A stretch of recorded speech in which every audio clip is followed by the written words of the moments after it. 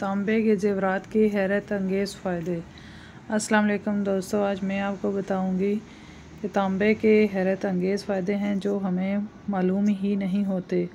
ख़वातीन को खूबसूरत कर देने वाले ज़ेवर। जो ख़वातीन ये चाहती हों कि इनकी कमर ना झुके, पट्टे असाब कमज़ोर ना हों, जिस्म कभी ढीला ना पड़े और वो खूबसूरत नज़र आएँ और हमेशा जवान रहें, तो उन ख़वातीन को चाहिए कि वो हर वक्त तांबे की ज्वेलरी किसी न किसी शक्ल में ज़रूर पहने रखें।